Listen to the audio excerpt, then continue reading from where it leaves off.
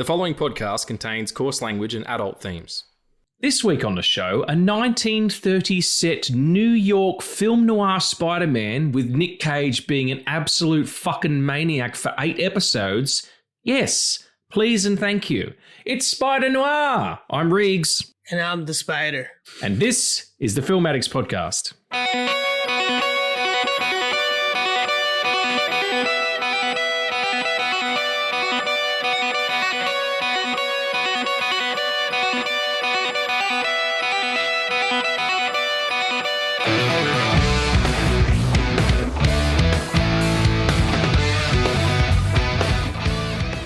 I tried to do a Nicolas Cage and then I completely misunderstood what he sounds like. You gotta talk a little bit like this. I almost went into fucking, what's his name? Wow, that guy. What's his name? Owen Wilson? Owen Wilson. I nearly did Owen Wilson. Hey there, friends, and welcome back to the Film Addicts podcast. I'm here with my favorite, post World War II arachnid man. They're seriously leaning in heavily to the body horror in this show, and I'm here for it. It's Eddie, and it's me, and we're talking about Spider-Noir, so it's wonderful. I just need to preface as well, if you happen to hear any noises in the background that I can't filter out in post, it's because I have a bunch of, ex-World War II soldiers that I've experimented on, and they're living in the roof and making a fucking racket with their sand powers and their lizard things and their fucking half of a Spider-Man. That thing was fucked up. With the abdomen and the legs? Absolutely not. Even I was creeped out by that one. Anyway, how are you, Eddie? I am okay, although I have like a huge rant. You have a huge rant? Rant. Doesn't have to get something I've out. got a huge rant. I think he's got a huge rant. I'm like, welcome to the fucking country, baby. Like it's... Oh, no, I know. Things are tough all over. Everybody got about a Peter rant. Everybody got a Peter rant. I'm sitting here with my microphone a little bit higher this time on a Spider-Man 2099 Omnibus, the second of 2, which I have. And I'm like, I need to read these motherfuckers. But what's your rant about? Oh, it's. Or will we get into it? I'll get into it a little bit later. How are you doing? Yeah, I'm good.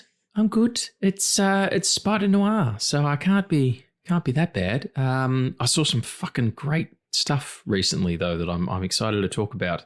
If you have the time, if you want to do that segment of our show. Yes, let's do it. Let's see if we can do it at the same time. Ready? All right. 1, 2, 3. What? It's not going to work. What are we watching?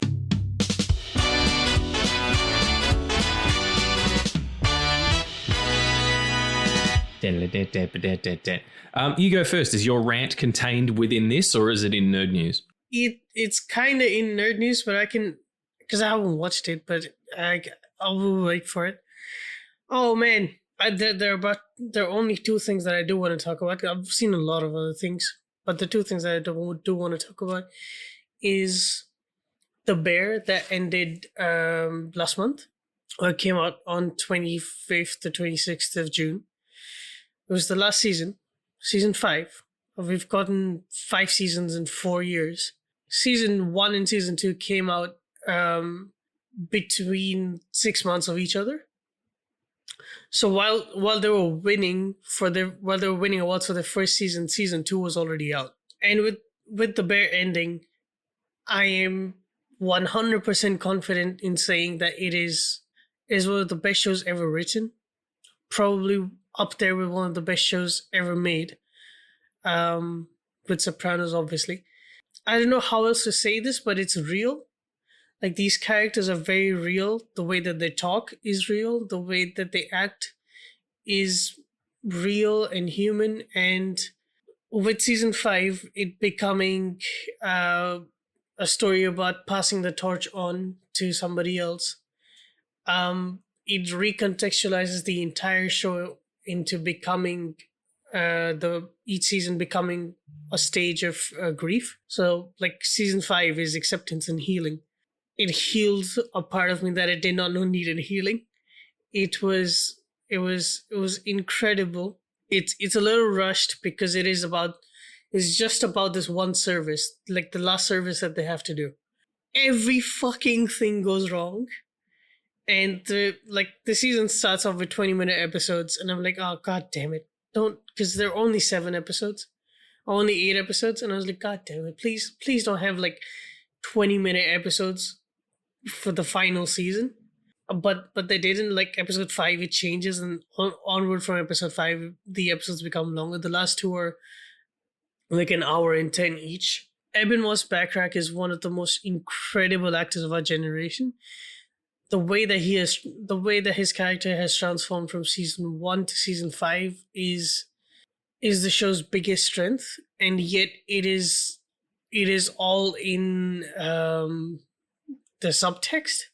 Like obviously you see the changes and you see the character change, but it's not that each episode is about him changing. It's like subtle changes that he makes to his life, and the way that it enhances the entire plot.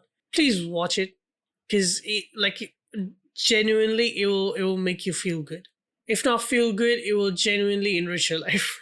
Yeah, I keep meaning to everybody who I know who watches it is like, it is the business. I don't know why I haven't. Maybe because I worked in hospitality for so long. I don't want to feel that stress.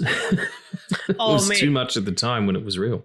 It is. I'm not gonna sugarcoat this. There are parts of the show that genuinely gave me an anxiety attack, because of just the way that the chaos is like made and shown. And that's not a selling point, but it is for me, because I like feeling that way, because so much of my life is that way, that when I can actually see it, it feels kind of normal.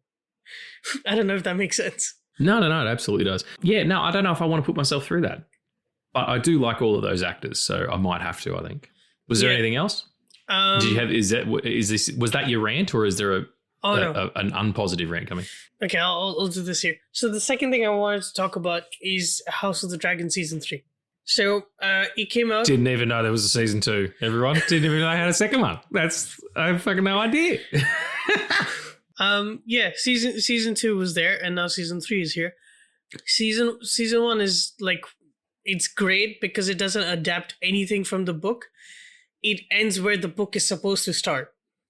And the adaptation process is interesting, because the book is these 2 unreliable narrators telling how history is written, right?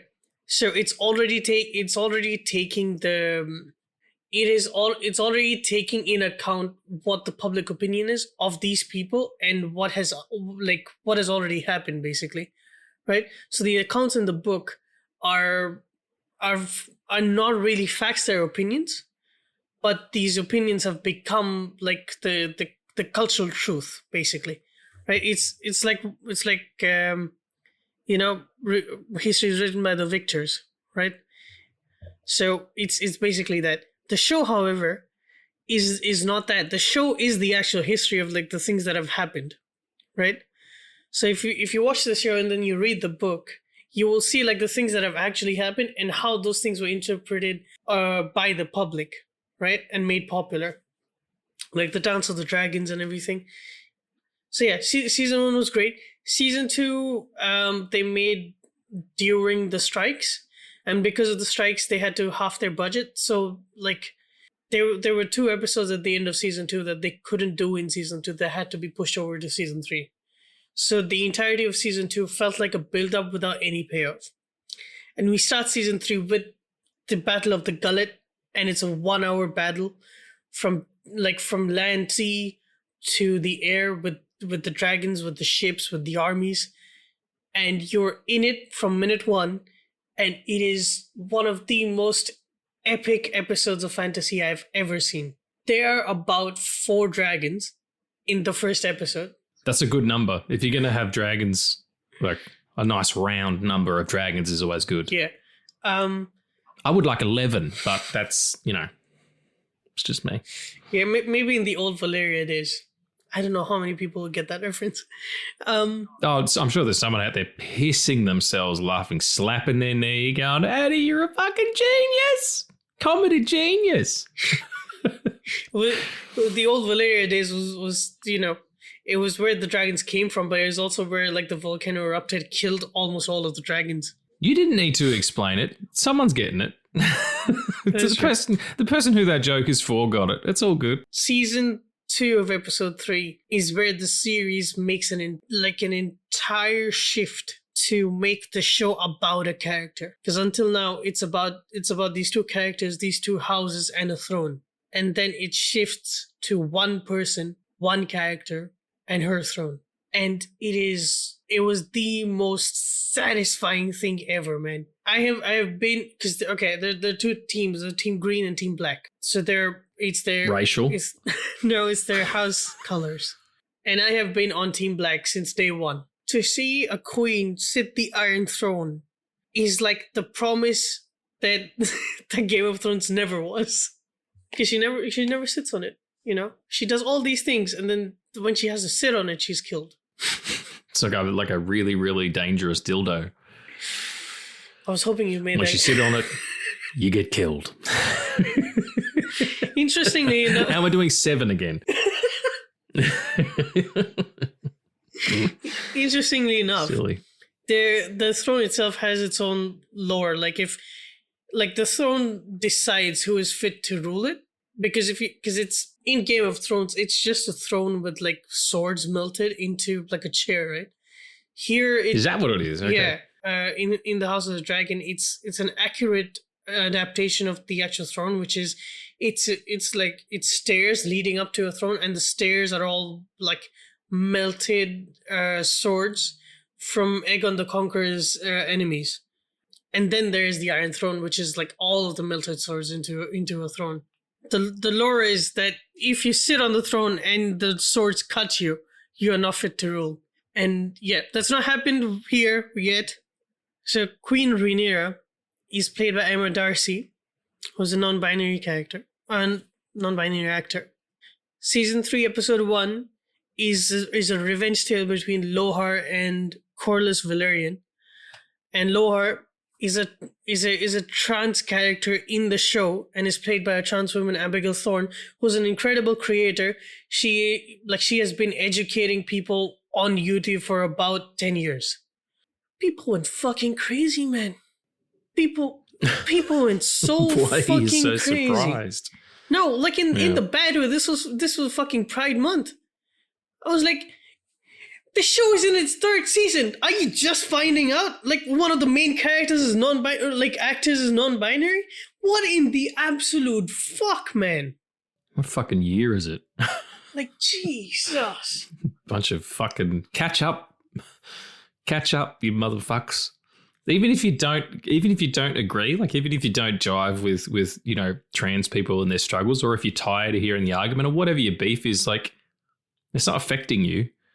Just shut up. No one's coming into your house and turning you into a trans person, you loser. Like, it's just fucking accept the fact that there's other people in the world who have a different life experience than you and move on.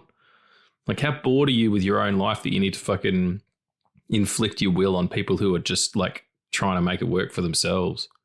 HBO put out like one of the scenes from the episode on like Instagram Reels with Lohar, and the comments were like he was a bad actor, like actively misgendering Abigail Thorne. It was like, what in the absolute fuck is people's problem, man?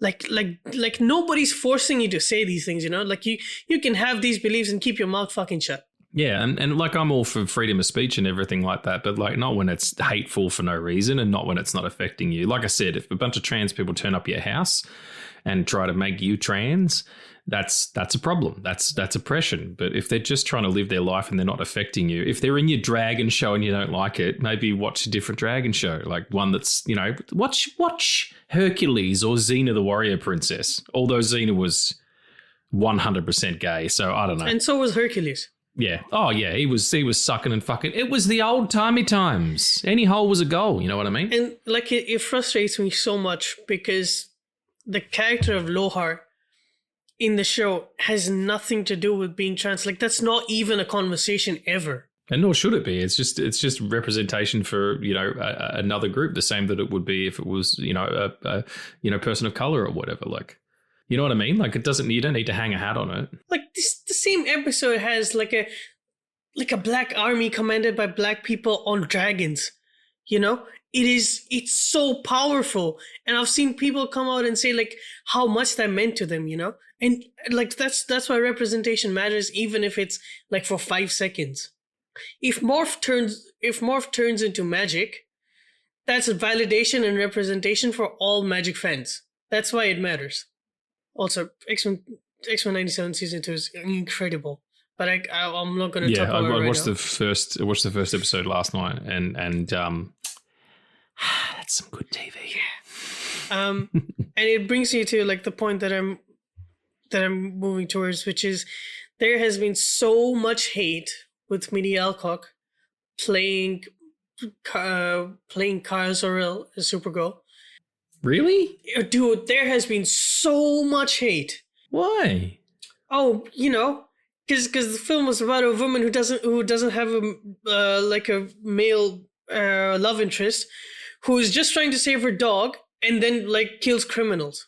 Who has no interest in a love story whatsoever, right? Is independent, is flawed, is messy. That's what the character is supposed to be, because that's what they're adapting. I haven't seen it because I haven't gotten a chance. And then today I find out that like 20 days later, we're recording this on the 8th, right? On 28, it's going to come on HBO Max.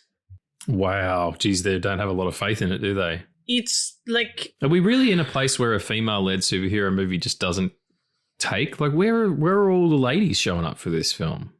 Like, that's not a diss. That was a question. Like, surely the populace taking their little daughters to see this movie is enough that it moves the needle at least slightly. It should be more popular than Superman. Superman's fucking old hat, you know? It definitely should. And the incredible part is... The poor girl as well. Same thing with Sasha Calle, who turns up in season 2 of Sugar, by the way. But just you can't put anyone in that role. Like, who do they want? Like, dude, I'm not kidding. The internet has turned into such a shithole. Everybody says that Sasha Calle should have not been recast, right? That she was the perfect fit. Yet when she was Supergirl, you did the same exact thing to her. Ah, man, like it's so frustrating because like every single review that I've seen from a female presenting person, right, has been a positive one, and I'm off the belief that the film will never be as incredible as the comic, which is okay. Like it's different medium altogether, right? And I haven't gotten a chance, and I was planning to watch it twice. I don't know if I'll be able to now. Because if it comes on HBO Max this early, they will probably stop showing it here. Yeah. That's how international markets work. Yeah, they don't even give it a chance to do well overseas where maybe she is more appreciated. It's funny too because all of the few reviews I've read say that the film is the problem and she's great. So I don't know what the fuck. It's just, you can't seem to make people happy these days. It makes me want to remove myself from the fucking industry. Like I have no desire to be involved in. And the problem is as well, like it started out, like it was all this geek stuff, like all this nerd stuff, that nerd culture that's usually a place where people are, you know, accepted and represented. And then it became like really clannish and like, not as in like the white hooded dudes, but just, you know, everybody had their ilk and you're either one or the other and fuck you. And now because the internet's, you can voice yourself like so quickly. I mean, we're doing it now, but you can put a video on Instagram within seconds and get a response. And that's just all of a sudden turned everybody into a fucking expert on what it is to make a movie or to adapt to these characters into, like, I don't know what they want. Like, I really don't understand what the alternative is. Like, she looks the part. Like, it's, you know, it's an adaptation of an actual story. Like, what the fuck? Like, I really don't know what the fuck. Yeah, like it's... Yeah. Anyway. Fucking babies. How much of it is also noise as well? Like, how much of it is like people, like, yeah, okay, people who don't like women, you know, in being represented in strong forms because they should be in the kitchen or whatever the fuck it is, like whatever that argument is. You know, how much of it is just noise from them? Like, you know, like, negative review bombing, how much of it's AI? Like there's so many question marks over the top of that movie of like why people don't want it to do well. Just really confusing. I hate to bring this up, but like this reminds me of Barbie because I will say that is probably the only film that was able to escape this because so much of it was like all the hate that it was getting was for the wrong reasons, right? Like if you criticize the film, that's fine. If you criticize the idea of this film existing, you're the problem. That's the point that the film makes. So you fundamentally misunderstand the thing that you're trying to badmouth. Yeah, it's funny that yeah, you're right. Like if it's that the film exists at all is like, if you want to critique the way the movie was made and the cinematic prowess with which it is delivered, that's one thing. You know, even if you don't like Millie Alcott's performance, you can be like, she's whatever, I don't like her performance, but you can't talk about the person. You can't talk about the film as an idea because it's not, if that's the problem, it's not representing you. Like, it's not for you then. If you feel like that story doesn't speak to you, then it's not your story, it's someone else's. And that's okay. It's not every story is for everybody. You know? We've kind of had this conversation before. It's just like, fucking, where's the ownership coming from? Like, you don't own these things. They belong to a corporation and they are rented to you for the price of a movie ticket. And that's what's up. Like, you get what you're given. And if you don't like it, then move on to something you do like, you know? And don't badmouth shit. Like, what is the point of that? Like, I don't understand that at all. That's why I could never do... Yeah, this show would never be a negative review show. I just couldn't do it. I'll be negative about these motherfuckers, but not the actual product itself. I haven't seen it, so I can't say whether I think it's good or not. But and like it's so frustrating to me because these people, is like, especially the people who are hating on this film, are the same people who said that Superman saved cinema and that kindness is punk rock. Where the fuck did all that go? It was a year ago. Yeah, literally a year ago. Yeah. Go out and see Supergirl and make up your own minds, everybody. And come back and tell me if it's any good. Yes. Also, fuck you for saying that you don't like flawed characters. Flawed characters are the best. Yeah, like what? You don't like people to be represented in like, they don't like to see themselves? Like, what the fuck? It's just like, it's not even that. You know how Vader is flawed in his ways? But there's a point to that because it comes to Luke saving him, right? That's the point of his flawedness, right? That he heals from it. But if you're just going to hate on the flawedness, you're not going to see the actual arc. It will blind you from like actually understanding what you're watching. I had to get it out because it's been in my head for so long. Like, I wish I could just like fucking shake people and say like, what the fuck is in your mind? You know, like just watch it. And if you don't like it, that's like, the incredible thing about movies is that not all of them are for you. But if you watch something that's not for you, you will immediately understand that that's not for you. Sure. Yeah, no, you're absolutely right. And find the thing that is, and leave other people's stuff alone. I'm going to talk about two things real quick. Just a couple of things real quick. Yeah, buddy, two things. One is the death of Robin Hood. I don't know, controversial opinion. I fucking love it. I think it's really, really good. Michael Sarnowski's new film. He directed Pig and Quiet Place Day One. And yeah, it's, based on a short story, that was part of like an anthology story about, Robin Hood in his kind of end times, very loosely based on that. And it's amazing. It's so beautiful, and it's not what you think it is. It's not. That's probably why people don't like it. They're seeing Robin Hood and they're thinking it's something it isn't. It's brutal and it's messy, and talk about flawed characters. Like, he is, it's like from the trailer when Hugh Jackman says, Robin Hood was a murderous bandit and a brigand. He wasn't this savior of Sherwood Forest or whatever. And all of these people he pulled into his quest were all basically child soldiers. He convinced them, told them stories to make them think it was about adventure when really it was about doing harm in a lot of ways. Hugh's amazing. It's kind of, people are making references to Logan. It's even deeper than that. There's more going on there. It's kind of in these interesting sections. The first half is shot 2:39, so really wide for kind of the action. And then when he gets to the Priory, there's no, I'm not spoiling anything. Like, it's in the trailer. He gets injured and ends up being cared for by Jodie Comer's character, the Prioress. When he gets there, they change to 177, which is like an IMAX format, and it does it really slowly. I didn't even notice it happen. The score is incredible. It's so beautiful and meditative and thoughtful, and it's and I'm kept waiting for something huge to happen, and it doesn't. It's just this little quiet film about this guy who was a liar his whole life, and when you come to the end of your life, like how you want to repent for that and what form that takes. It's my film of the year currently. I think it's so great, and I don't care if that sounds contrarian. I'm a really huge fan of it. So I highly recommend that if you can get a hold of it.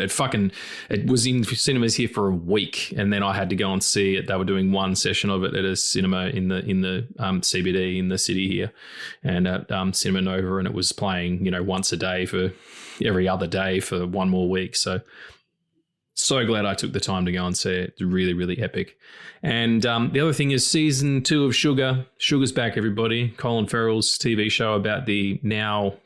If you've seen season 1, or if you haven't seen season 1, tune out for a second because I'm going to spoil it.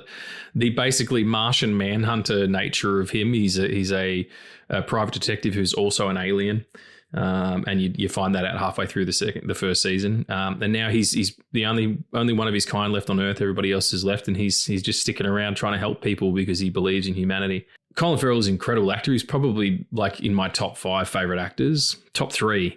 I think he's just incredible. He's just got so much range. He's such a beautiful character actor, and he came from really strange, sort of masculine young roles to begin with. Playing cowboys and SWAT members and bullseyes and all sorts of shit. And now he's this wonderful character actor. He is the masculine hero for our times. He's strong and confident and vulnerable and emotional. He's Indiana Jones. Like Indiana Jones is a great masculine character because he's a geek. He's a total nerd, and he gets scared and he gets hurt. Like he's not this sort of infallible, he's not the Rock. He just doesn't walk around with a fucking rock hard dick, just taking motherfuckers out. He's not in Fast and the Furious. Not everybody's got to be beating their chest. Like he's a real person. And that's what Sugar is as well. To the point is that he, at one point, he has to go and speak to the grandmother of a young man who's been killed to get information about, what happened. And she's in so much distress that her house is just a pigsty. And after he's gotten the information from her, speaking to her in Spanish because he's a polyglot, he says, "Can I do something for you?" And she says, "Yes." And he gets up and does the dishes for her. Like, come on. It's just, and then she goes and starts drying them. Like that is the masculine icon that we need right now. A man who will put himself in danger for others and to do the right thing, but can also be kind and gentle as well. Like these are the people that we should be looking up to, Anyway, it's a really great show. I'm so happy it's back. I know that some people don't like this season. They're like, it's not as good. Of course you can't. I mean, how can you follow up a huge rug pull like that? I'm in. Like, I don't give a shit if you don't like something about a story. It's usually the plot, like it's the goings on.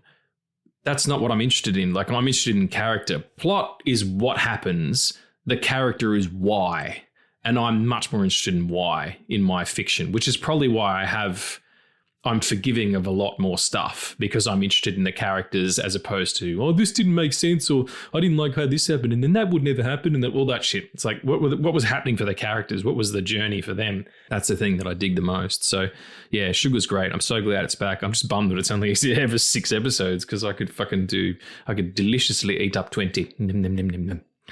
That's what we've been watching. It's all good stuff. Go and check it all out and go and see Supergirl and make up your own fucking mind. Do you have a couple of news stories before we get into the Spider-Noir of it? I do, actually.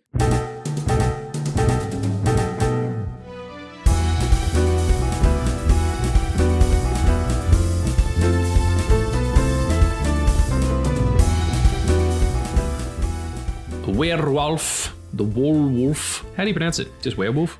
So, okay. The thing with like Robert Eggers films is that you're always supposed to pronounce them as what like the title says.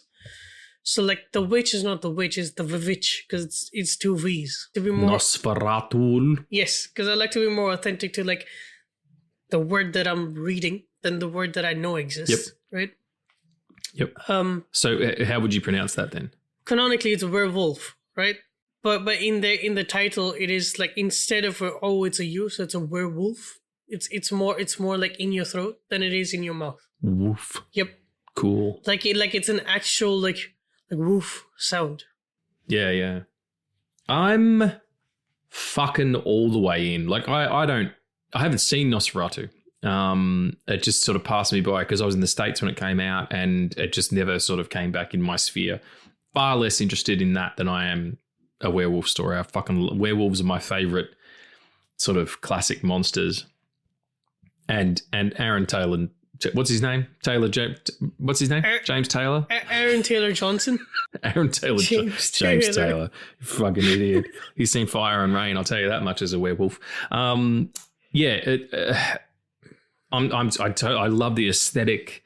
I like that it's a proper horror picture. You know, then just that last shot of him kind of like just beginning the transformation. Mm-hmm. Fantastic. It's also not going to be him as the main werewolf. It's going to be a female werewolf. Cool. Yeah. That's very cool. All right. So we're talking about the trailer. So I'll just start with the trailer then. Well, I was just said it all. It's a good trailer too, in the sense that like you get the again the aesthetic and you sort of see who you're going to be dealing with, but it's also there's a lot of mystery going on. You know, the only reason it doesn't make it super obvious in the trailer that the lead werewolf will be a female. Yeah, I also feel like this is like the most connected to his like, you know, like this is probably like his magnum opus of the three like period horror films that he's made. And the vibes of it are very like the witch, you know. And there are some crazy shots in that trailer. The news that followed was that Robert Eggers' Werewolf is shot in 35mm film with grain structure of a black and white film incorporated onto color film to create a unique look. Cool. So this came out with the trailer, obviously. Do you like Mad Max? Do I like Mad Max? Yeah, I mean, fine. I think that Fury Road's an incredibly made film, but I don't dig it as much as everybody else does. I'm of the same opinion, honestly. I've never said that because I watched that and it was great. It was a good experience. It was just all of it was in my face all of the time. Yeah, it's an incredibly like propulsive story, and that's great. And again, it's like epically made, but it's just not. I saw Furiosa as well, and that was fine. But it's just they don't knock me off my feet the way that I feel like they do other people. So for the Mad Max fans, George Miller is looking to develop a final Mad Max movie and a TV series. Amazon, Universal, and Sony are interested in acquiring the rights, although they might just acquire the rights and not make it. That's true as well. Yeah, I mean, TV, whatever. If you're going to do a final one, you've got to bring Mel back. Yeah, that's true. And he's got to be old man Max, you know. Maybe he fights with the Jews. Just to really stick it in and break it off. Whatever, it's not my fault. That guy was a fucking racist one time. That's what happened. One time? Yeah, there was a few more than one times. Yeah, that's true. The day that Supergirl was released, DC had a fucking field day with headlines. Headlights? Headlines. Headlines. I thought you said they had a field day with headlights. I'm like, I have not. That's terrible. Like the entirety of DC Comics, just like the office itself is just, you know, it's a field of headlights. Everybody had to run close out. down because there's just all these bugs everywhere, just giving people the itching. And then they got crabs as well. Fuck. I have this image of Jim Lee just like screaming at people to get the fuck out of his office. Fuck. They're in my pubes. Oh, what the fuck, man? Whatever. I didn't make DC infested with headlights and pube lights. So I didn't do that. You did. I said headlines. No, somebody else. Okay, sorry. What was the Supergirl fucking headlines? Oh, so no, it wasn't about Supergirl though. No. Yep. Just the day that Supergirl was released. Yep. Yeah, that's canonically when it happened. chronologically rather, not chronically. So this was reported by Deadline. Absolute Batman, the comic run, is now to become an animated TV series from Warner Brothers. And then the second series was Joker Laugh Riot, which is another animated TV show inspired by Watchmen and Crisis on Infinite Earths. The synopsis of it is, when Batman is murdered, the Joker launches a ruthless crusade through Gotham's underworld to find the killer who took away his greatest adversary. I don't exactly know what this will be because I'm not a really big fan of the Joker, but it seems cool. Yeah, and Absolute Batman's a fucking juggernaut. It's probably the most popular comic that's come out in the last decade at least. Of course they're going to do something with it, you know. And it's a cool idea. It's a cool design, you know. But yeah, I feel like Absolute Batman is also like the most popular version of Batman that we've gotten in the last decade. It's just I've seen everybody talk about it, like from the people who read the comics to the people who watch the movies. It's like, you know, it would be great to have like this giant dude on screen. I'm like, okay, sure. It's just his symbol is an axe, which is cool. And then the last one, there's a crypto series, an animated crypto series, and the synopsis is, when he's not hanging around with Superman or Supergirl, Crypto tags along with the gang of misfit criminal wannabes who live down the block, and they soon discover he's a ball of destructive, lovable energy, worse than any of them. As he follows them into misadventures and poorly laid plans, Crypto's pure nature slowly ends up redeeming them, whether they want it or not. I don't know what this is, but this is the coolest thing I've read. He's very popular at the moment. Excellent. Well, that was the news.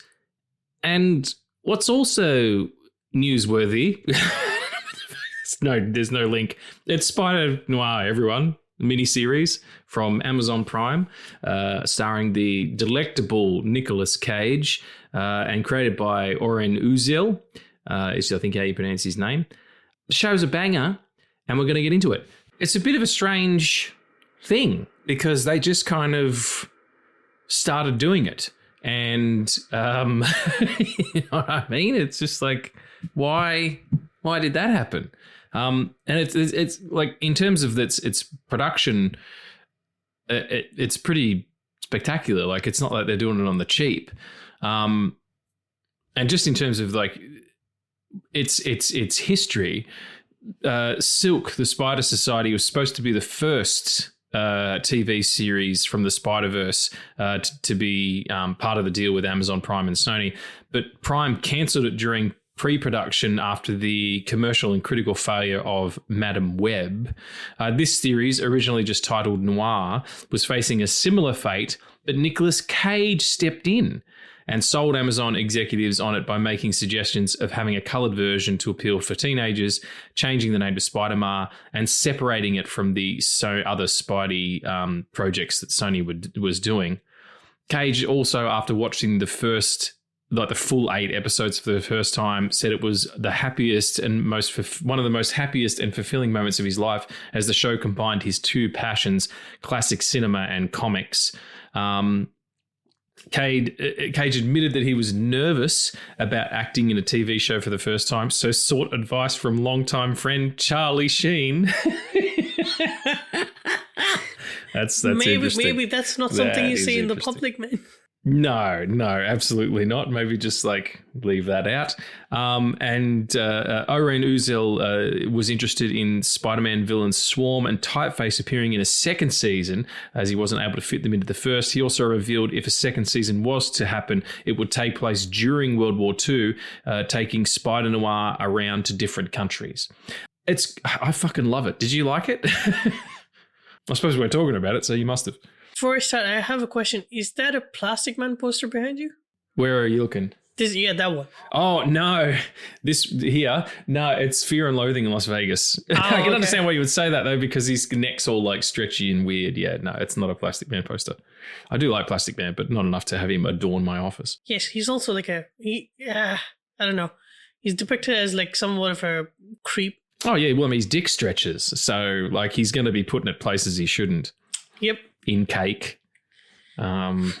What was the first around thing? the corner to look. What? Like a periscope, you know? In cake? No. Well, I mean, no, cake, that's one part. Oh, okay. But cake is one thing, and then around a corner like a periscope is another. But a periscope that goes sideways as opposed to up and down. I thought all three things were like in cakes. I was like, around the corner, in the cake. How? I don't know why it had to be in a cake in the first place. It's just where I ended up. And the other thing is as well is that would he fuck his own bum? Oh, Plastic mouth? Man? Yeah, he would. Yeah, that's happening, isn't it? Yeah. Yeah. Mercy. Anyway, back to Spider-Noir. See, my only thing that I don't like about this is that I don't like this because for this to exist, we had to cancel Silk, and Silk was cancelled because Madame Web did poorly, and the lesson that Soli learned was, they don't want to see female-led superheroes, which is not the case. You motherfuckers write it well once, just once. Just to kind of break it down a little bit, I didn't know, like I knew of Spider-Noir only as an image really until the character featured in Spider-Verse picture with Nicolas Cage doing the voice. Just as a background, it was created by David Hine and Fabrice Sapolsky as part of the Marvel Noir universe. So that's Earth 90214. While investigating a smuggling ring, Peter Parker is his original name in the Spider-Noir universe, even though it's Ben Reilly in the show. Peter Parker was bitten by what seems to be a highly venomous spider housed inside of a spider god idol. Falling unconscious, Parker has a vision of a spider god promising him power. He awakes inside of a cocoon. Fuck off. Spiders don't do that. Emerges from it and now possessed with superhuman abilities similar to a spider. As a feared vigilante, the Spider-Man, Parker wages a one-man war against the criminal underworld in New York City, partly to avenge the death of his uncle, Ben Parker, killed at the hands of cannibal Adrian Toombs, and his mentor Ben Urich at the hands of the city's major crime lord Norman Osborn. After Osborn's defeat, Spider-Man Noir continues his vigilante life for years and opposes the forces of Nazi Germany and even enters World War II. So that's kind of like the original conceit. I'm not sure why they decided to go with Ben Reilly. It makes more sense, honestly, to do it like as a detective story as opposed to he's just Spider-Man doing noir shit, you know, in the old timey times. I love the fact that it's a detective story. That's my favorite thing about the whole show. Like you could totally pull Spider-Man out of this and it still works. Definitely. Although I do have a theory of why it's Ben Reilly, because the show kind of makes it like it's in the show. Like it's not just like my disbelief of it. It's just in the show. The guy who is like aging rapidly. He says, I would have found you earlier if you wouldn't have changed your name. And he changed his name to Ben Reilly after the war. So my theory is that he was Peter Parker. And then he changed it to Ben Reilly. Yeah, and when all the guys like Flint and stuff kind of don't recognize him from the liberation of their shit. Yeah, okay, that's interesting. Also, so you're thinking that maybe he was Ben Parker to begin? Peter Parker. Peter Parker to begin with. But like the thing is, they very cleverly don't like say his name in the flashbacks either. So it could be like a legal thing, obviously. But if it's not that, if it's always been Ben Reilly, then my theory for how the show should end still stands. Where he's out there fighting crime in his 60s. And then he sees another familiar face, right? Same getup, same mask, same hat. And then they both point at each other. And it's Peter Parker. That's the meme thing to do. Go do memes. Yeah. There was a picture that they took on set of the three stunt doubles for Nicolas Cage. Sorry to burst your bubble, but he's 60. He's probably not doing his stunts, So you're not bursting any. I don't know who you're saying sorry to. I'm not that naive. No, not to he's you, not doing of course. Flips and shit. I mean, he's still doing a bit of stuff. Like he's still getting knocked to the ground and whatever. But he's a good looking 60. Enough to pull Lee Jun Lee though. Yeah, we'll get to that. And like, so the picture was like all three of them like pointing at each other, which was the Spider-Man meme. But it was, yeah, that was great. And when they first released it, I was like, what? They're like just spoiling it? Like it's obviously connected to Spider-Verse. But to my surprise, it wasn't. It was just like a fun thing that the stuntman did. Love it. Can we just talk about real quickly how much of a banger Kirby's, the musician Kirby's opening theme song is? Oh my God. It's like the best theme song in a decade. It's this and the opening theme for Sugar, and the opening theme for Sugar doesn't have any lyrics. Like the Kirby song is fucking, it feels old but new.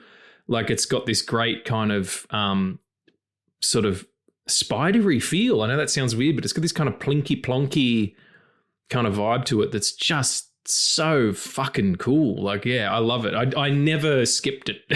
I watched the show twice, once in black and white and once in color, and I never skipped the song. Yeah, and that intro is the only thing that stays in black and white through both versions of it.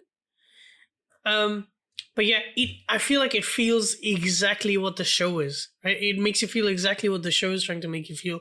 It does the job of selling the show before you even start it, which is like incredible.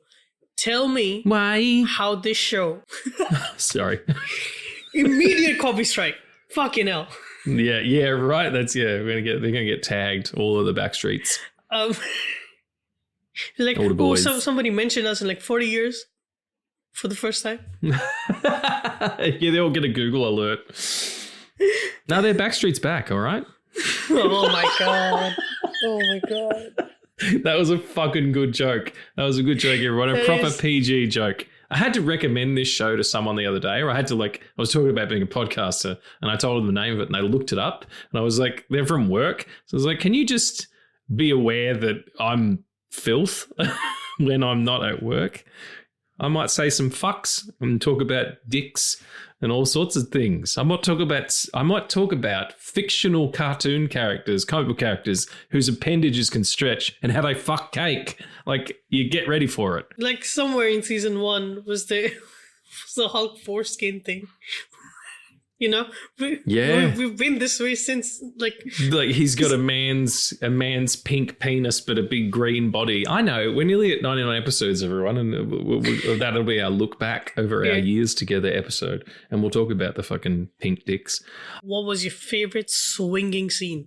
Because surprisingly, this show does a lot of swinging. Yeah, but I mean, I still think that there wasn't heaps of spider action, and I'm totally fine with that.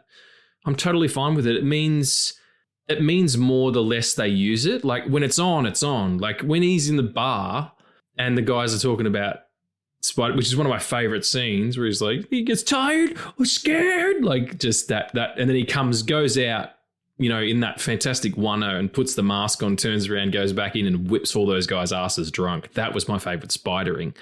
In terms of the swinging though, it's where he's going after Silvermane in the car. Oh yeah, and you see and him then in the fucks background up because he's like, they had a sting operation going and he was going to get pinched, and he sort of stopped him, and he's like, damn it, what have I done? You know, he was going to get caught by the cops. Brendan Gleeson, man, fucking just chewing the scenery. I love it. Like there was, like there's Nicolas Cage who is nailing everything he has, right? Like every scene he has, right? And then you get to Brendan Gleeson as Silvermane, and you're like, oh no, the show is this dish that was made only for him, and he's eating every single crumb. Yeah. But also, like, Cage it's fucking insane. Like, it's an insane performance. He's just, like, he's being Nicolas Cage. And all the little, when he goes undercover all the time, and he keeps doing a voice like this, see? Like, and he does that. And then he also goes into his old apartment, to take the spider costume out of the wall. And he's like, you know, bathroom's this way. Like, he's just like he's really ladling it on. And when he's in the costume, like he's doing a little bit as Ben Reilly, but when he's in the Spider-Noir costume, he's just doing Humphrey Bogart. And I'm fucking here for it, man. That's so much of the show rests on him. Like, if it wasn't him, it wouldn't be as interesting. I think they struck gold, but this is, unfortunately, this is something that happened by accident. but it should have been always happening. This is a Spider-Man show with an actor who played this version of Spider-Man somewhere, right? The entirety of the Sonyverse, right, or the Spumsy. I'm sorry. Wait, what? The Whatsy? The Whatsy? That sounds dirty as fuck. The Spumsy. That's a sex move. Sure. That's where you behave like a spider for 45 minutes and whoever you're with loses their erection or becomes very dry. No, it's just because that's some weird that's shit. actually a misunderstanding, honestly, because Spumsy is just, like how he's like stretching, like, and like, doing all this, like cracking his knuckles as a spider, right? So you just do that, and you have your knees like touch your chest, and the other person just oh, god damn it. Amazing. I would like to see a drawing of that. Someone out there, please. Thank you. God damn it. My point was do we have one? Or? All of the Spumsy version or all of this, the Spider-Man adjacent Sony films, right? Is that what that's an acronym for? Okay. It's not. Mercy. I don't know. I've heard people say it. Spumsy. Spumsy. It's like Madam Web and Morbius not Morbius, because Morbius was just him. He's like probably like the best one to come out of that. And that is the official statement of this podcast, if you don't agree with it.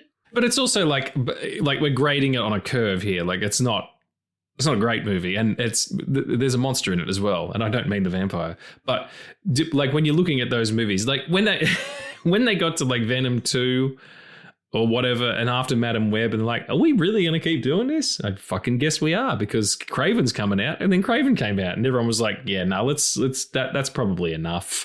It's lucky that this didn't get taken down by all of that, Yeah, like those, because it very well could have. Those projects of Spider-Man adjacent never mentioned Spider-Man once, and the thing that lacks from those projects is the connection that there is with Spider-Man. Because those characters are popular because of their connection to him, right? And then you have a show that is about Spider-Man. This show is about Spider-Man that's played by a character who played Spider-Man, and you are paying respect to all the connections, right? Even though like this version is not from the films, it's still the same character. It's still like the same actor playing this version of the character in a similar way that he played that one. It is unironically, they learned all the lessons that they needed to with this show. And I love that, because it is, honestly, I don't think there's a show that looks this good, is this faithful to like the story that they're telling, and just like doesn't waste the audience's time. Even in the colored version, there's no superhero show there's no superhero show that Disney has done that looks this good. No, thinking about the cinematography and both in the black and white version and the color version, I've sort of noticed it more in the color version, because because things aren't atonal, you have to kind of light differently and all that stuff. So it was definitely lit to shoot in color. Some of the contrast and the use of shadows and stuff, which you would expect from a noir, but they didn't have to do it. They could have just flat lit it like every other fucking thing that they do now. Like that's fucking stupid digital shit. But it's shot like it's shot on film. And they use really interesting lens choices and some split diopter work, which is really cool and very film noirish. And it does. It's you can tell that the creator Oren is like, I think I'm pronouncing that right. Oren, I don't know. It's Oren. I'm pretty sure they're a huge fan of noir, because it's thick with it. And I don't think Cage is going to sign on to this and have this be kind of his first foray into TV if they're not going to make it look as good as they can, which is probably why it costs so much, because that's time. Even if you're shooting digital, you still have to light sets and be really specific about, especially when you're trying to create shadows and create depth and use really specific lenses and stuff. There's a great scene where you see Kat Hardy, played by Lee Jun Lee, who's obviously a sub-in for Black Cat, the Felicia Hardy character, where she's singing and she's lit from behind and she keeps stepping in and out of the light. And it's just like, if it was just a normal Marvel show like on Disney Plus, they wouldn't think to do that. You know, that's a really specific lighting choice, and that's what I enjoy. There's some specificity about what's going on here and the type of stuff we're doing.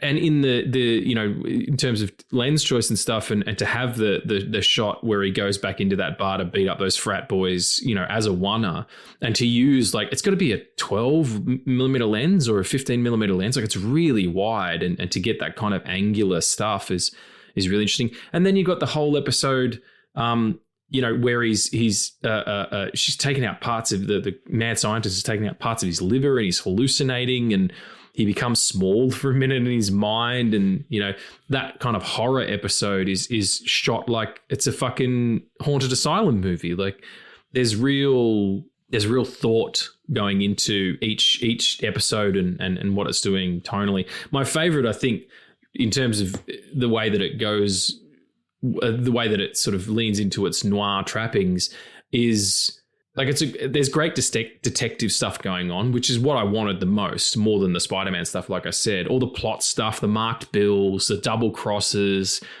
Cat Hardy being the rat inside of Silvermane's crew, and the broken-hearted detective thing is like, who doesn't really change, is sort of all great. But then if you look at it, so the scene where the reveal of the marked bills and he's kind of double-crossed Silvermane's number 2 and taken the bills and remarked them, then he's like, you know, do you know what I do with my bills? That's not how he sounds like, but, you know, no, he definitely does sound like that, though. It was close, yeah. And who pays your money? And he's like, you do, boss. And then he shoots him. Fucking great. That scene is shot so well. All the lights coming through something, like it's coming through trees. It's casting all these really cool shadows. They're lit by the lights from the car, so it's all practical lighting. Yeah, I loved the cinematography. Was a huge sell from the first episode that I watched in black and white. I was like, okay, this is going to be worth my time. You know, I have this theory, right, that every single Spider-Man thing, maybe film or TV show or comic or whatever, if it begins with Spider-Man swinging into frame in the city, it's going to be incredible. And this show starts like that. TASM 2 starts like that. Someone asked me what universe this is. Right? Also, it's so unhinged that that's like the very first thing that we hear in this show. It's never mentioned again. It's like probably like seeds for something else in the future, right? But it never makes itself about that at all. Like, you know, it's not at all. It's like the Don Cheadle line in Iron Man 2. You know, I'm here. Get with it. It's me. Deal with it. Yeah, because they recast him. Yeah. And like he swings in, and like I love that, like the trench coat, it looks different in color. Like it's more brown and beige, or like dark beige instead of like just being black. I'll watch this in black and white first, and then watch it in color, and. You know, we'll get to it at the end. We'll get to which versions we prefer more. But it's just like, it's so surprisingly incredible because I never expected it to be, right? And I feel like that was like their biggest like success thing, or like success point. Like nobody really expected it to be anything, right? But the fact that they, like, it was a genuine story about a flawed, grieving man. It was a crime story. It became about the actual experiments that were done on like actual soldiers in World War II. To tie it so groundly, yet never making it not related to Spider-Man, right? To strike that balance. And to strike it so perfectly that every single thing in this universe just works, right? It was like I had never expected to experience something like this, and when it ended, I was like, not only do I want more, I want them to make things like this, right? I want more things to exist where like there's a distinct creative vision. And we're just going with it, and we'll see how it goes, right? Because it's beautiful. Like it's taking Spider-Man into a forte that it's taking Spider-Man into this entire universe and this entire new frontier that we've never seen him before, and it works so well.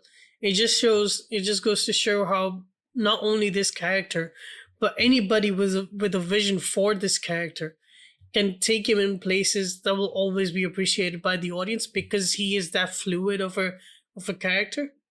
It's like it. I will say this is.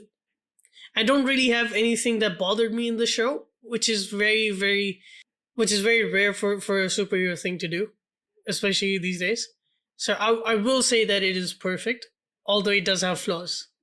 Yeah, I mean, nothing's perfect. Like it's, but I think it's succeeding in what it's trying to do, which is, says a lot. It wanted to be a noir show. It wanted to be a Spider-Man show. It wanted to be a vehicle for fucking Nick Cage to be weird. And like one of my favorite episodes is where after Cat, he doesn't reveal himself to Cat. Cat tricks him into revealing himself as being the Spider. And they sit down and he tells her the origin story where he goes in and gets bitten by that half spider person because they find all those mutated creatures. And then he can't stop twitching the way that a spider would. And you see a little bit of it in current day as well, where he tries to sit down and he crosses his leg weird and kind of hunches up the way that a spider moves, and that he says that he had to learn to be human again. He had to go to the movies and watch people behave and kind of, yeah, like it's the werewolf thing of like, even when they're not in the werewolf form, they can still, their senses are heightened or they can feel the full moon coming. It's always there in the background. And that body horror element of like where he first finds the web coming out of his wrists. I feel like that's to do a Spider-Man story in that way, because they do that in the original Sam Raimi pictures. He's got organic web shooters, but they don't really make a big deal out of it. They're just like, okay, he shoots at it and he's got the little barbs on his fingers, and that's why his powers work. But they don't explain the transformation that must, like the psychological effect that transformation would have, because all of a sudden you're not human anymore, which is kind of the whole theme of the thing of like, these people are marginalized not only because they were soldiers and minorities as well, but also because they were monsters, quote unquote, that these things happen to them, and he's one of them, and yet he has to fight them. Like, and I know that a couple of them end up being legitimately vicious, but especially the Electro stand-in. But yeah, and again, yeah, it is succeeding in its theme, in that it's trying to tell the story from that point of view in a way that we haven't seen a Spider-Man story told before. What did you think of, like, it's shot really well for both black and white and color, but what did you find yourself enjoying more? I know you were saying before, we'll say what our favorite was, but what are the sort of pros and cons of each?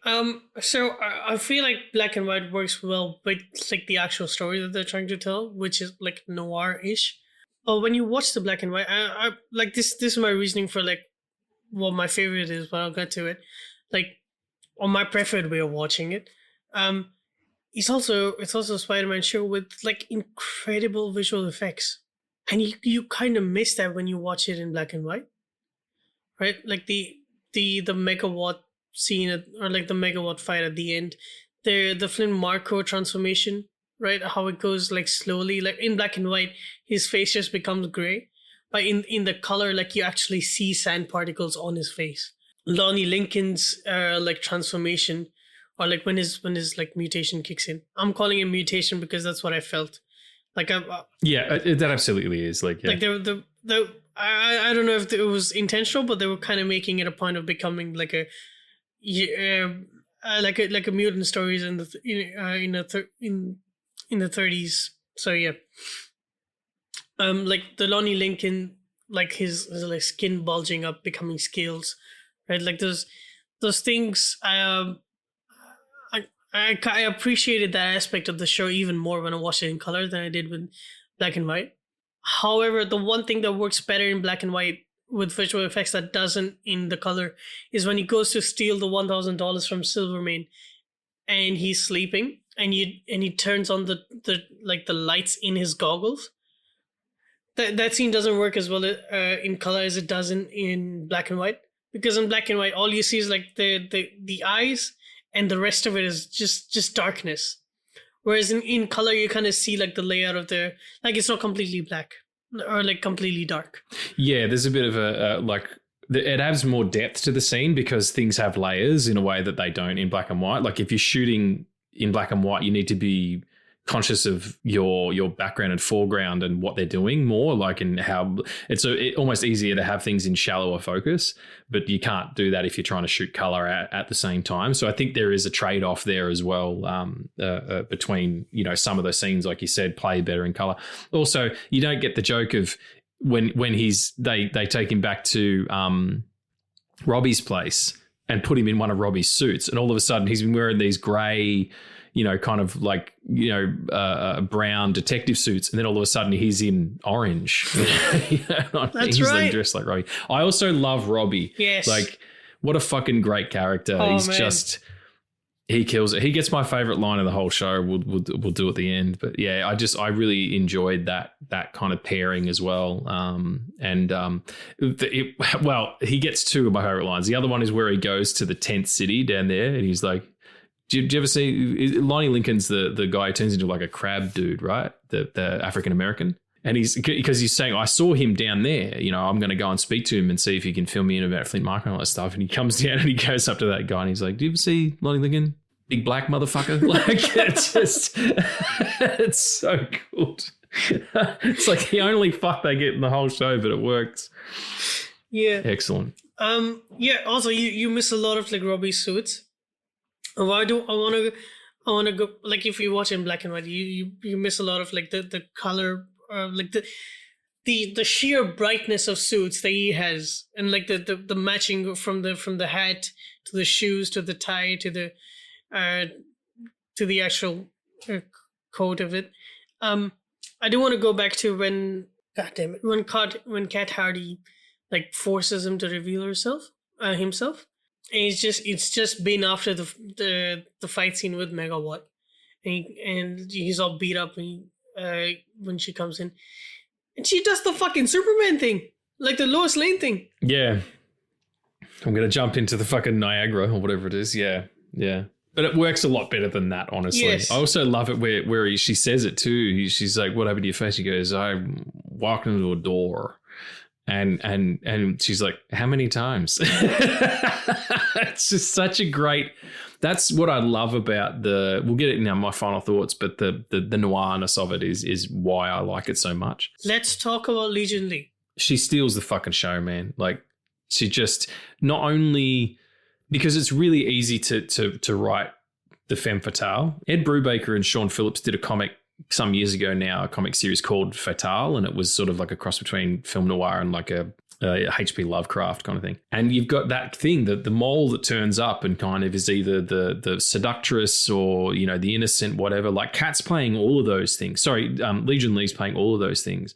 She's got to be the temptress. She's got to be the woman in love. She's got to kind of pretend she's in love with two dudes, but she's also got to play Silvermane. Like, none of this happens without her. Like, Silvermane doesn't get his comeuppance without her. She's totally integral to the plot. She's not just a contrivance or you know, something for either of them to fight for or anything. She's her own thing. Like, if they were to be like, we're going to do a 6-issue series where she gets, you know, recruited by the Secret Service or whatever to you know, go and be a spy, and she's got to do spy shit, I would totally watch that show because it's fucking awesome. And honestly, she, like I said before, she's a stand-in for Black Cat, so she's got some bona fides.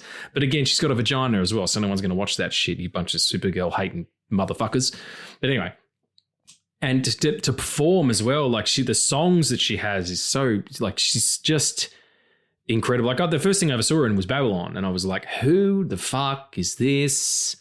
When can I see her next? And they were like, you will be able to see her in Spider-Noir. I'm like, I will watch that then, yes. So yeah, she, for me, is the highlight of the whole show. That and, you know, Nick Cage's insane performance.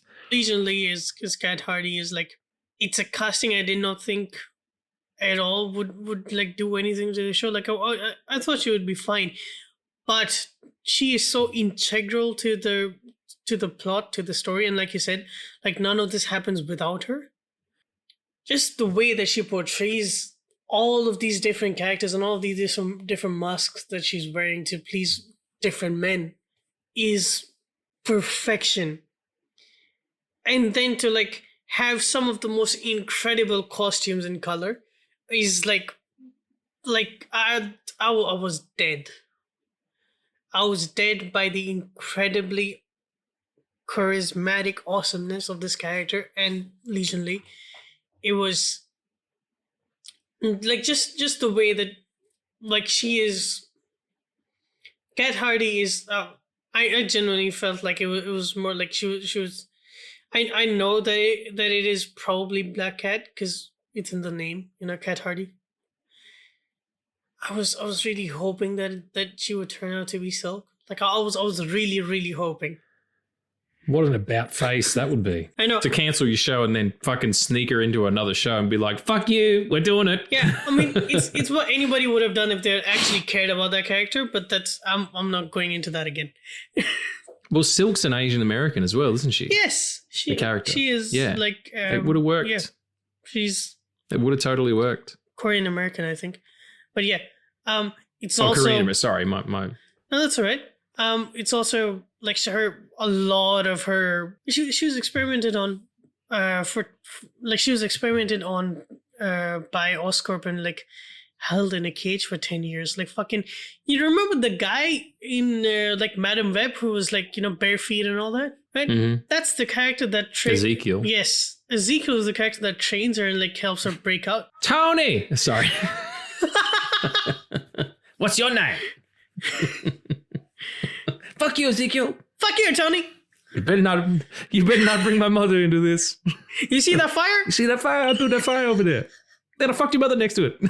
That's one of my favorite. I don't know where it came from. I've only seen it and it's birds, but still, it's too good.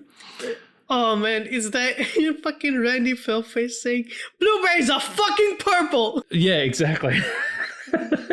He gets so mad. Like they're talking about the thing, the hardships of being a man, of like when you use a public toilet and your dick touches the inside of the bowl. No, thank you. No, thank you. Num num num num num num. He's so great.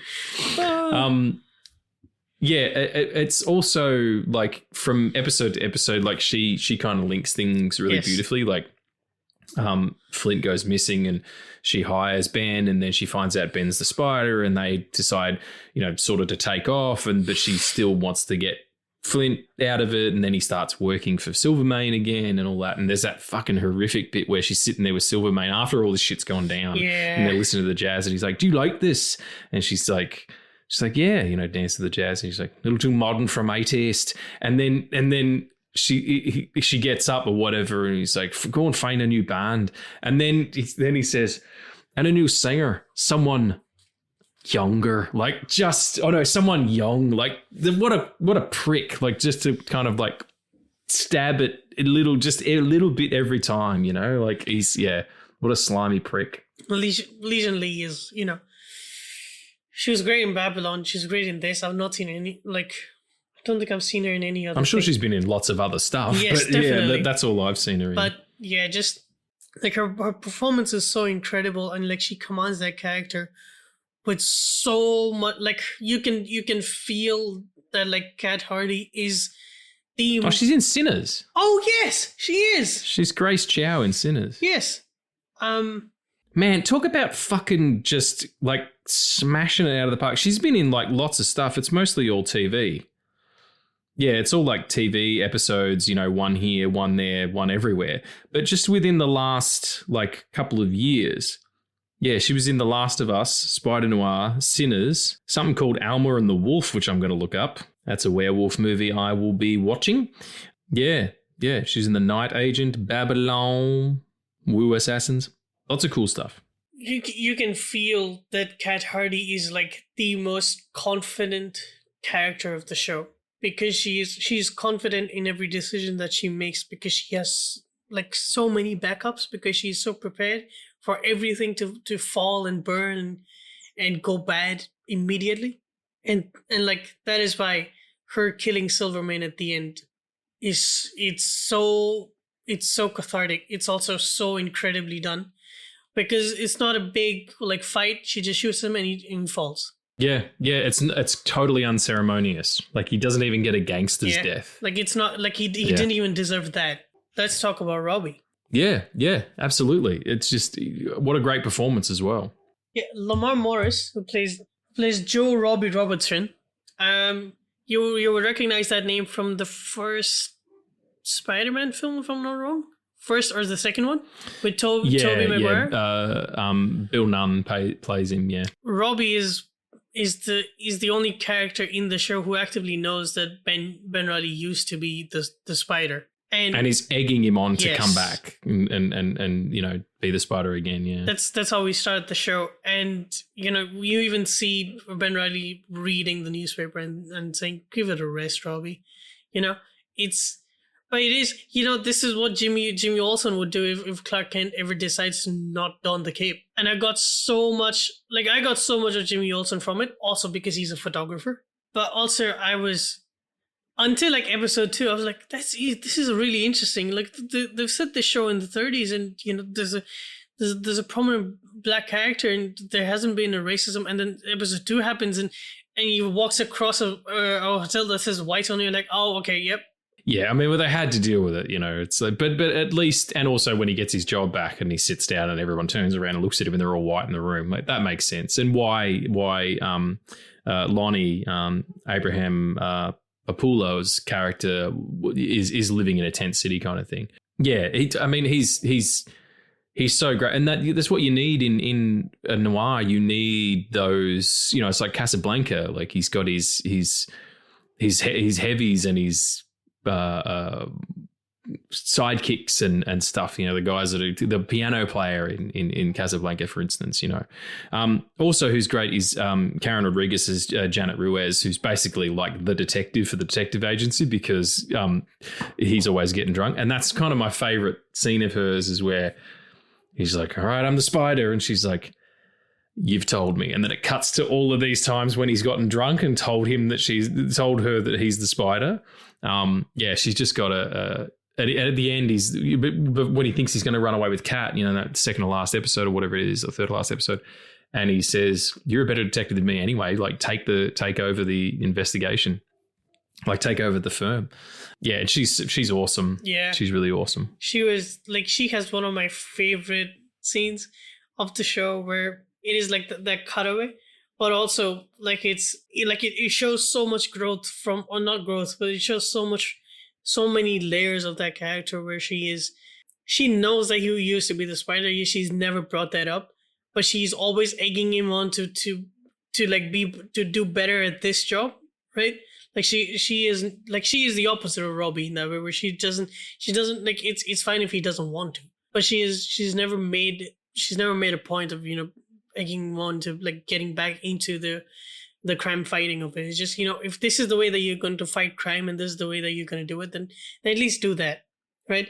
She is also like hands down the best supporting character of this year.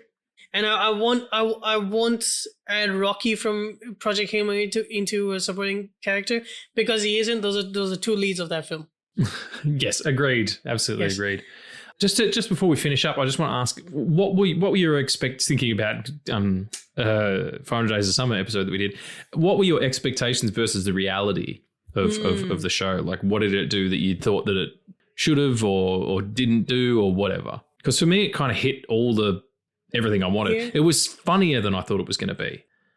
I thought it was going to be quite dour and serious, but there was a lot of comedy in there, and I was not expecting that at all. Like from the trailers and from Nick Cage, I know he's weird and everything, but like where he's standing in front of the fucking phone booth and he's like, "Oh, it's not working," the one across the street from the deli isn't working either, and then it rings and he answers it. He takes a huge bite of a hot dog and then says to the woman, "I lied," and just walks off. Just excellent, So that was the big change for me. Is other than that, it was kind of what I was looking forward to. That was definitely one. The thing is, I wasn't really expecting it to be anything, Yeah, right. Because not only did I not have a previous with Spider-Noir, I didn't know if this would work, but it looked good. Like the trailer of it looked good. What I did not expect, but I ended up liking, is how easily it became into a mutant story, even though it wasn't. It was never mentioned. But I felt that because I love my mutants. But it was actually trying to make a point. It told a story that was grounded in actual reality of our world, where like these experiments did happen. The thing that I did not expect is to see a man spider thing. And all the jars of dudes that were like half of or something. Yeah, like I was not expecting a horror movie in the middle of this series. You see a snake in a jar that's like injecting, like the venom is injected into a person. You see an eel. You see like different spiders, and then you see like that thing. Oh, this is weird. Like he has like the thing, and then like it just the sheets drop or whatever the fuck, and it's just the abdomen is like an active spider. It's just no. Yeah, but also incredible practical effects. Yes, like that's 100%. fucking amazing, you know. That and how funny it would be, like how funny it was to see Nicolas Cage, when he's like all drugged up and he's like trying to like when like he's getting experimented on by the doctor for the blood, and like the when he's like broken free of that, but also like while the nightmare is happening, it wasn't funny while the nightmare was happening, but just like that's something that not only did I not expect, I did not know that I would like, because it's a lot about spiders, that scene, and I don't like spiders. No, clearly it fucking not. starts with like his like mask becoming a tarantula on his fucking face. I was like, what? No. Absolutely not. Played that close to their chest, that sort of, you know, nightmare version, in the same way that they did in Spider-Man Far From Home, where he has the Mysterio experience and then he gets hit by the train. I love it. I think it's a really great show. I hope they do another season. It would really be cool. I fucking hope they do another season and just base it on Cat Hardy's character. It feels like a noir more than anything. The dialogue is just fucking dripping with it, and that's what I love the most. It's not a joke. It's not a parody of film noir. It is one, or at worst, it's a love letter to film noir. And Cage is amazing. Like, the dude always shows up, and he showed up big time for this. And yeah, what a credit to him as a performer to do something because it's fun, as opposed to because it's profitable or popular. This was a big swing, you know. Spider-Man noir, like there's no reason that should have worked, and it fucking does. So congratulations to one and all, I must say. Do we have a couple of favorite bits that we want to talk about before we finish up? Because I've got a couple of favorite bits. Let's do some favorite bits. Where he tells the story of his girlfriend dying is incredible performance. And he's like, I didn't get there in time because I was across the street getting drunk. Like, he's so mad at himself, and yet he can't make that change, you know. That was Nick, you know, that just knocking it out of the park with material that could be, you know, melodrama. And he's got the juice, man. There's a reason he's a fucking Academy Award winning actor, you know. So my third favorite thing is how each episode he eats a hot dog. I don't know why that is. And like every time he eats it, he's fucking like, he's like having a sexual, like, not intercourse experience. So just it's so weird, and I wish there were like more weird things. But before the season 1, it worked well. Cat jumping out of the window, and you don't see him. You see her falling, and then the sudden stop, and then the reach up, and you see that he's whipped the 2 webs down. Just that whole sequence of her coming back up, and, you know, hello, Mr. Spider. Like, that's such a noir kind of thing to do, to get your protagonist and your femme fatale together, but with the added Spider-Man-iness, and just the way they executed that, I thought was to stay on her as opposed to show him twipping, you know, like loved it. Really great. My number 2 is when he goes to his old apartment to find his suit, like the Bugs Bunny bait that he does. So clever. And that's, again, the comedy that I was not expecting. And there's a lot of noirs that are kind of funny and tongue-in-cheek and stuff. And one of my favorite noirs of all time is a comedy. It's, you know, Who Framed Roger Rabbit? But I certainly wasn't expecting that from my Spider-Man joint. My number 1 favorite moment is him in the bar, you know, You ever think he gets sad or tired or lonely? Like, and they just laugh at him and he goes outside and comes back in a great one-er and just whoop everybody ass. That's the best Spider-Man that happens. And it was still in keeping with the tone of the show, but it gave me the kind of Spider-Man-iness that I wanted. It's that, and also my favorite line in the whole show that Robbie Robinson gets, where Ben goes, "What are we waiting for?" And he goes, "You asshole, we're waiting for you." It's just such a great delivery.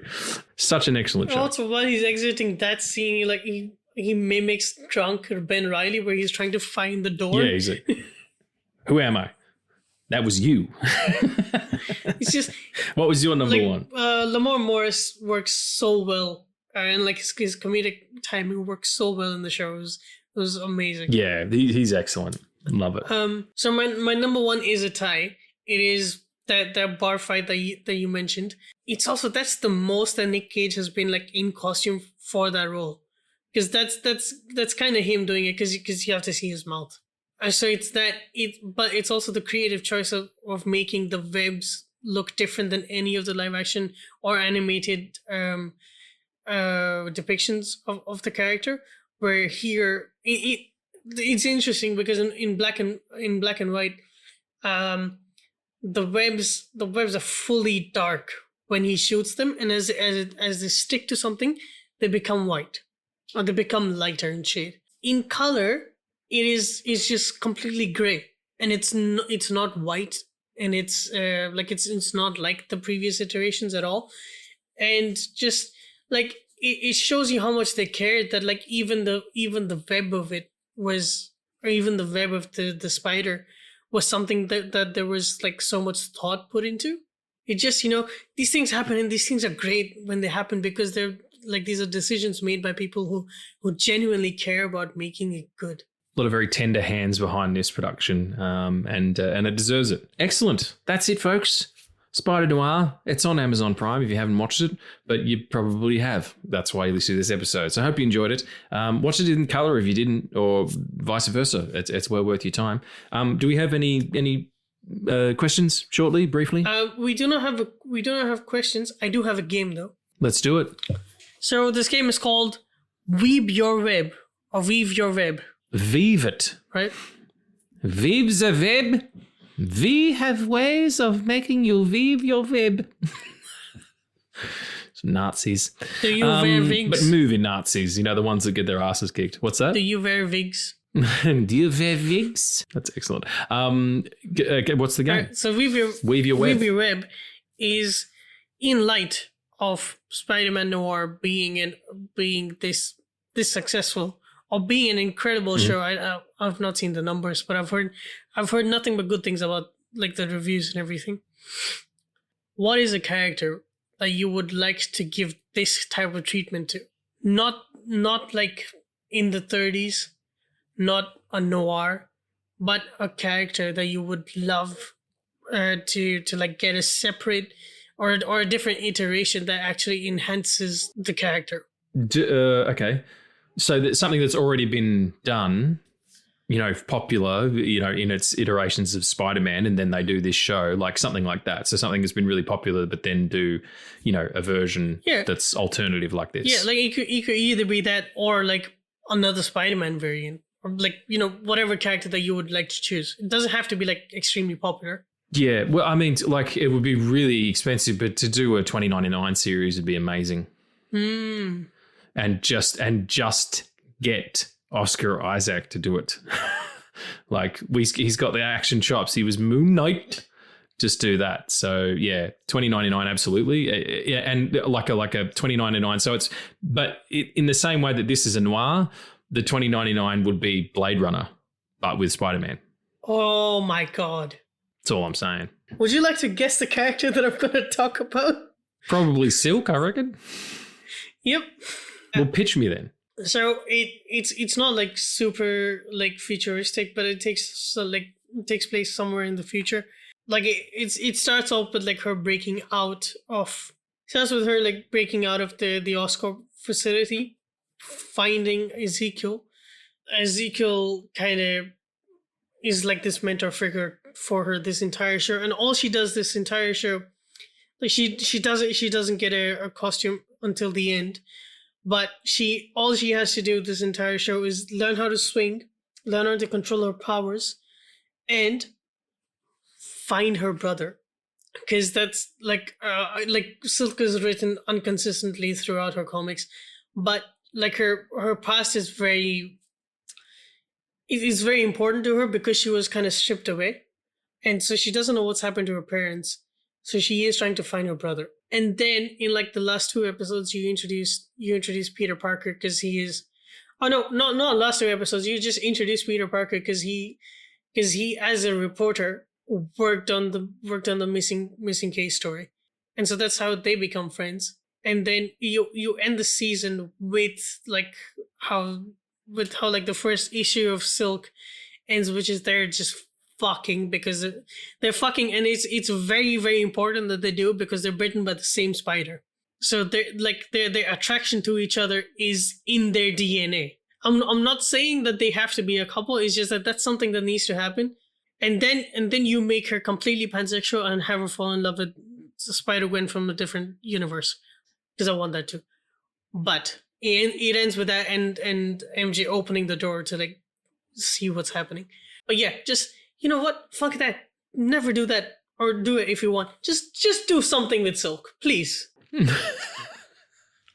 It's a solid argument, everybody. Just do something with Silk, Sony, for fuck's sake.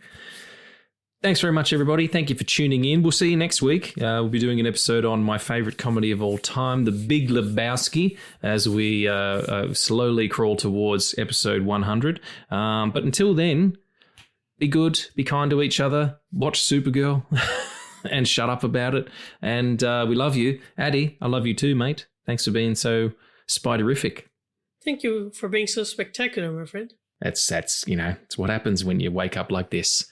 Anyway, thanks very much, everybody. We'll see you next time. And remember, fuck people who hate Supergirl. Love wins.